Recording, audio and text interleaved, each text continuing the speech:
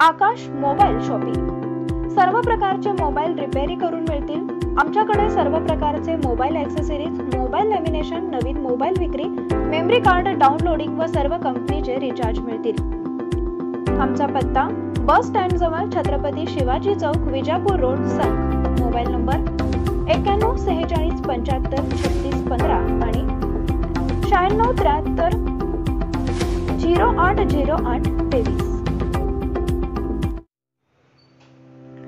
Pawan sweet mart, bank of India शेजारी, Jat road, बोबलाद।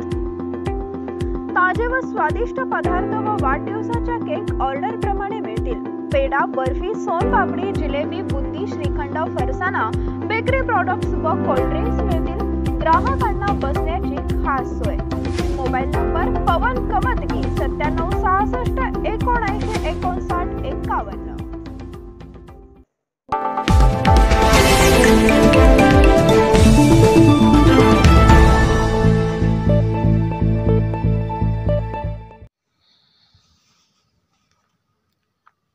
Rashtrawadi Congress पक्षाचे राष्ट्रीय प्रवक्ते तथा राज्याचे कॅबिनेट मंत्री नामदार नवाब मलिक यांच्यावर ईडीने केलेल्या कारवाई संदर्भात पक्षाचे प्रदेशाध्यक्ष नामदार जयंत पाटील यांनी पत्रकार परिषद घेऊन संपूर्ण प्रकरणाचा खुलासा केला।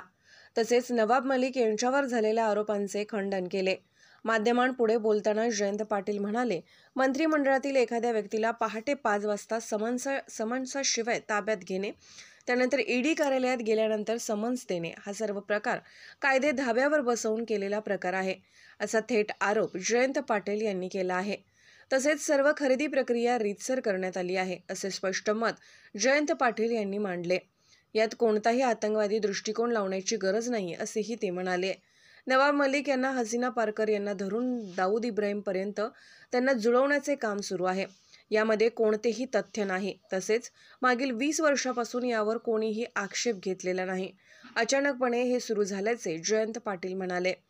मागील 20 वर्षापूर्वीच्या प्रकरणावर होणाऱ्या तक्रारीवर एखाद्या व्यक्तीला स्पष्टीकरणासाठी काहीसा वेळ देणे आवश्यक होते, पण त्या व्यक्तीला कोणतीही संधी न देता केवळ अटक करण्याचा हा संपूर्ण अजब प्रकार आहे। नवाब मलिक हे या प्रकरणातील इनोसंट बायर आहेत।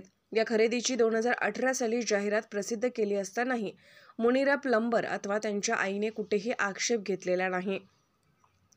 त्यामुळे 15-20 वर्षानंतर पॉवर ऑफ अटर्नी ज्यांच्या नावे आहे त्यांनी पैसे दिले नाही त्या व्यक्तीवर कारवाई करायची की ज्यांनी रीतसर जमीन खरेदी केली त्यांच्यावर कारवाई करायची, असा प्रश्न जयंत पाटील यांनी उपस्थित केला आहे। या प्रकरणात खरेदी करणारा हा इनोसंट बायर आहे। त्यामुळे ओढून ताणून या प्रकरणाला दहशतवादी दृष्टिकोन आणून नवाब मलिक यांना बदनाम करण्याची मोहीम सुरू झाली आहे, असेही जयंत पाटील म्हणाले। नवाब मलिक हे अनेक वर्षापासून विधिमंडळात काम करत आहेत। या सर्व काळात आम्ही त्यांना जवळून पाहिले आहे। त्यांचा कोणत्याही गुन्हेगाराशी संबंध आलेला नाही। त्यामुळे नवाब मलिक निर्दोष आहेत, असा विश्वास जयंत पाटील यांनी व्यक्त केला।